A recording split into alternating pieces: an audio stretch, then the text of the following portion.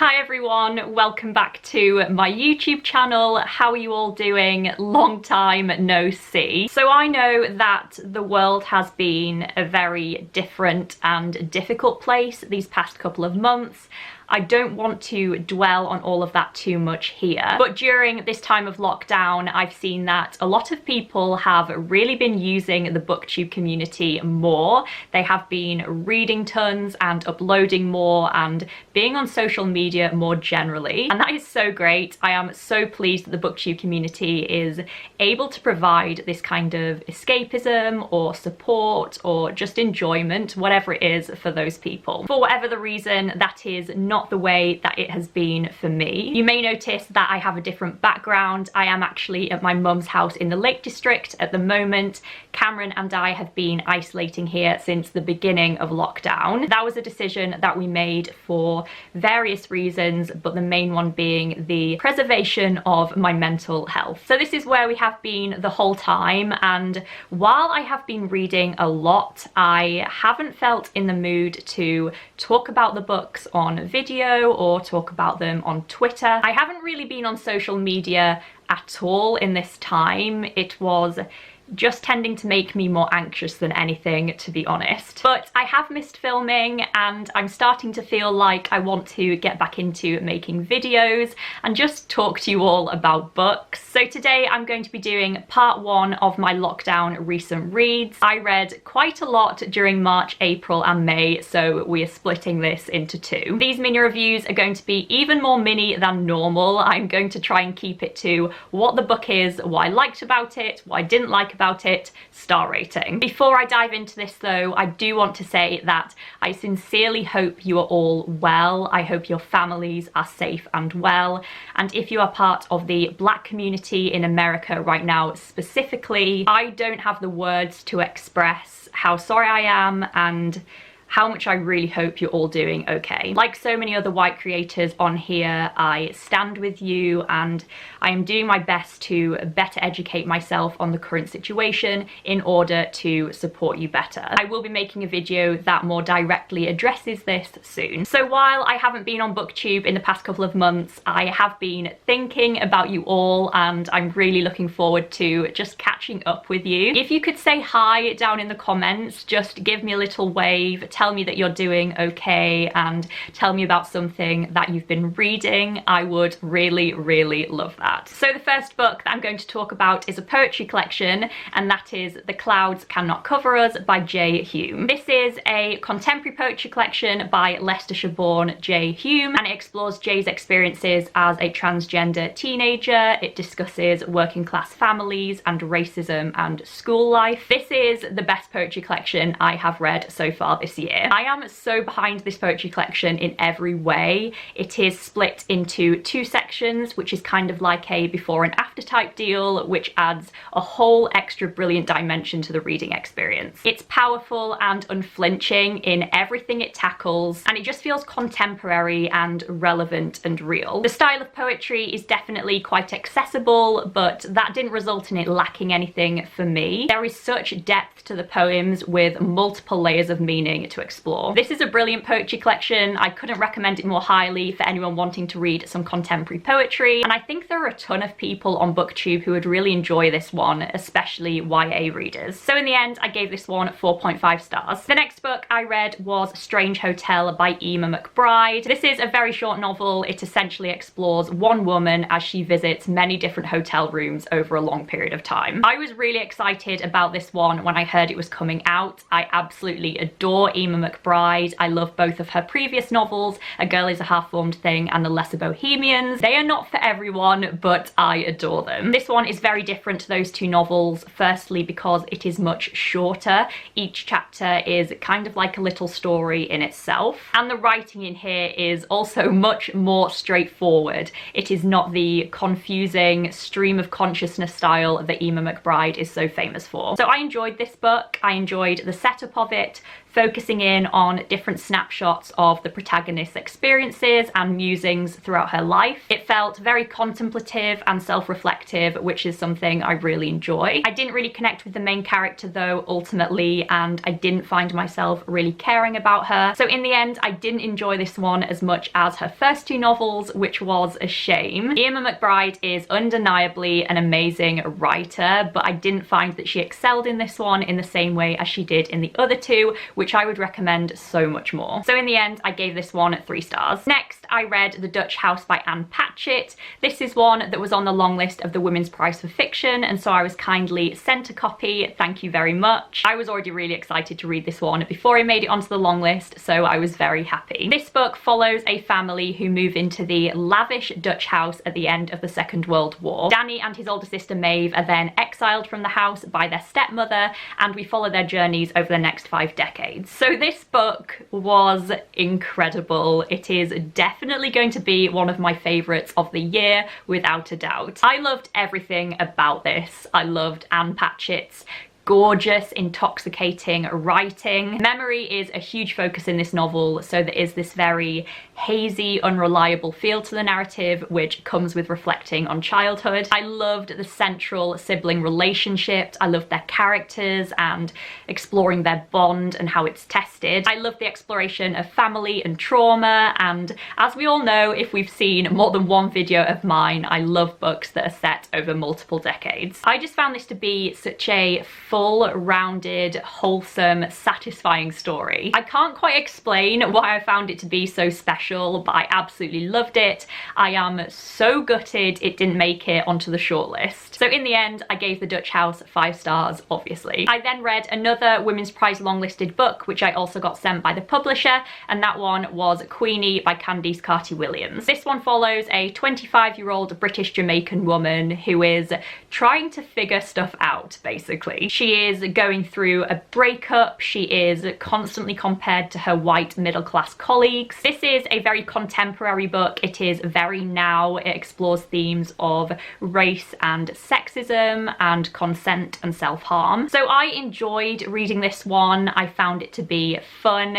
The characters and the story were enjoyable. And I totally saw what this book was doing. I totally saw what it was trying to achieve. There were a couple of things about this one that grated on me a little bit. Some of the character interactions were kind of unbelievable to me. Some of the points that the author was making about racism and misogyny in particular were a little on the nose. I definitely wanted her to put some more trust in her readers. Like, we get what's going on. So I'd say that this was a good read. I found it to be very entertaining and very of the moment. I definitely get why people are enjoying it. I don't really get why everyone is in love with it. So in the end, I gave this one 3.5 stars. Next, I read Fleischman is in Trouble by Taffy Brodesser-Aikner. Another Women's Prize longlisted book. You will be seeing a few of these. This basically just follows a newly single middle-aged man when his ex-wife drops off the radar. I did not like this book at all, and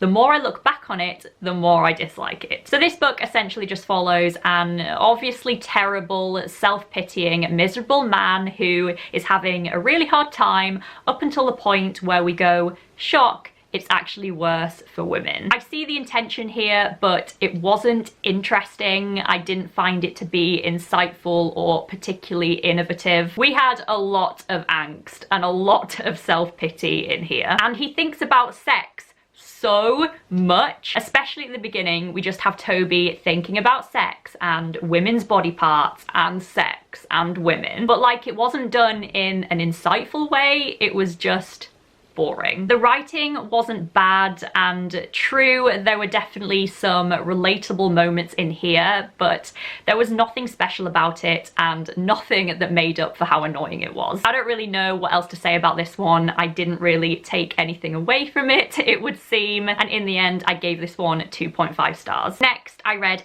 Actress by Anne Onright, another Women's Prize longlisted book. This one follows the life and relationships of an Irish theatre legend and her daughter. Anne Onright is a beautiful writer. I have read her other novel, The Gathering, and it was sublime. She knows how to craft a sentence in terms of elegance of language and imagery and insight. The plot isn't what had me in this book. Honestly, I wasn't particularly interested in it. I did somewhat enjoy reading about the central characters and their relationship. I do love me a good mother-daughter relationship in a book, and this one was interestingly complex. But it was all about the writing in here.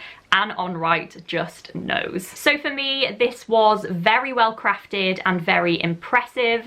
I didn't love it as much as I loved The Gathering, which for me had so much more on top of the writing. I didn't connect with this one as much, but I would still definitely recommend it if you've enjoyed Anne Onright's writing in the past, or if it sounds interesting to you. So in the end, I gave this one 4 stars. Next, I read another Women's Prize longlisted book, and this one was Nightingale Point by Luann Goldie. This is a more crime-feeling book, and it follows the stories of 5 different characters who all live in a London tower block in 1996 when one morning an unexpected tragedy occurs. Honestly, I enjoyed this book far more than I thought I would. The plot was gripping and exciting. It felt very perceptive and very relevant. It explored many types of social prejudices and discrimination, including issues surrounding race and class and disability. I really enjoyed the structuring, getting to witness everything from the 5 different characters' points of view, and all of the characters felt very well realised to me. I genuinely loved reading from all of their perspectives. The writing wasn't the best ever, and I do think it could have been paced better in places to really give us the maximum impact. But overall, I really enjoyed this one, and I think a lot of other people would as well, and in the end, I gave it 3.5 stars. Next, I read Mary Lou is Everywhere by Sarah Elaine Smith. This is a pretty new book, which I was also kindly sent by the publisher, and I really enjoyed this one. It follows a 14-year-old Cindy and her brothers who live in rural Pennsylvania, and they're really struggling with poverty. Their mum is hardly ever around. So when a glamorous, wealthy local teen goes missing, Cindy basically slips into her life and becomes Jude. This book has a very special atmosphere around it.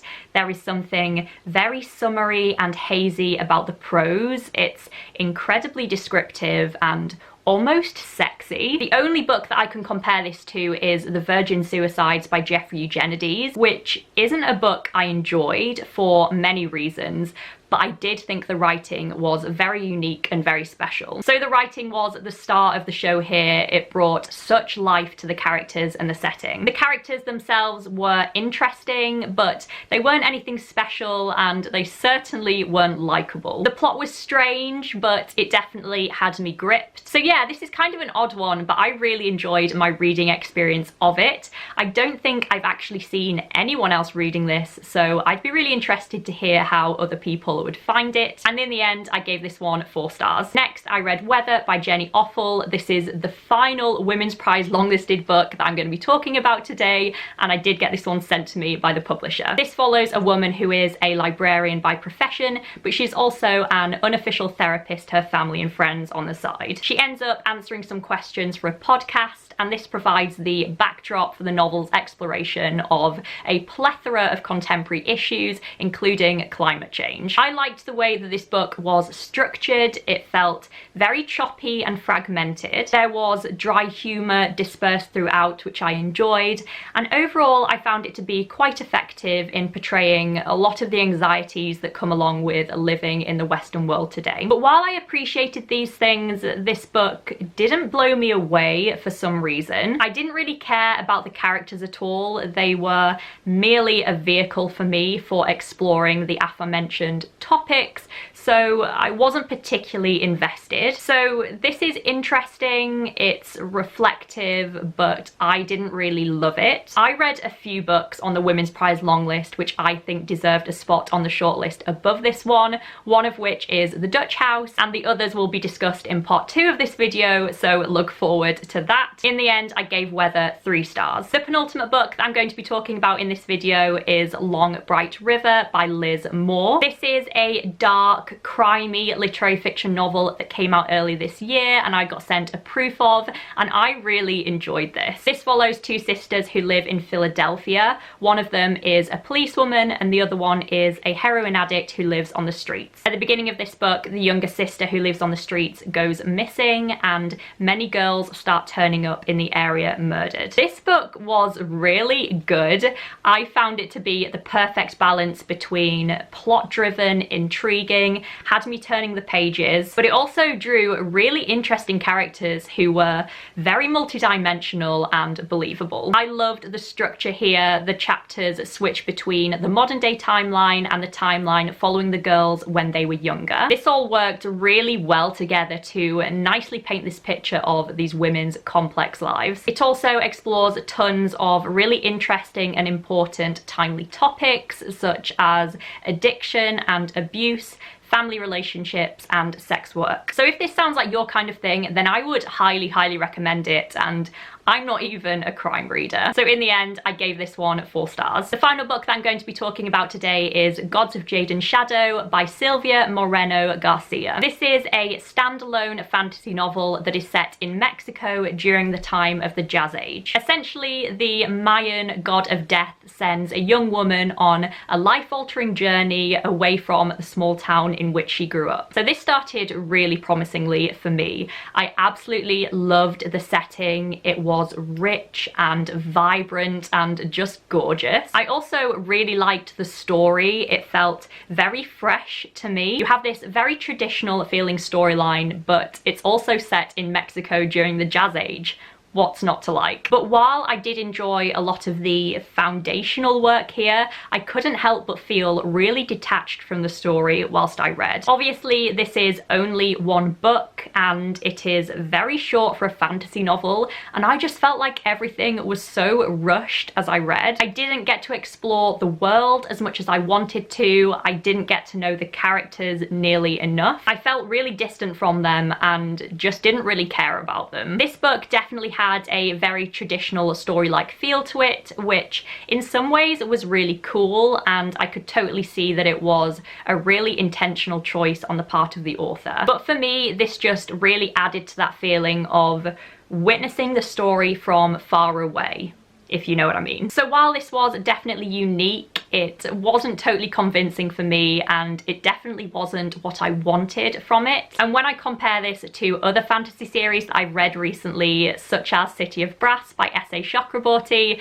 this just isn't even a spot on that. So in the end, I gave this one 2.5 stars. So those are some of the books that I have read recently over the past couple of months during lockdown. I will be coming at you with part 2 of this video soon, so look out for that. And part 2 is actually going to include far more higher rated books as well, so that's pretty fun. I would love to know what you guys have been reading over the past couple of months as well. As I said at the beginning of the video, it would just be really nice to hear from you, even if it's just a way in the comments. I would really like that. So again, I really hope you're all doing well. Thank you so much for watching as always, and hopefully I will see you really soon. Bye guys.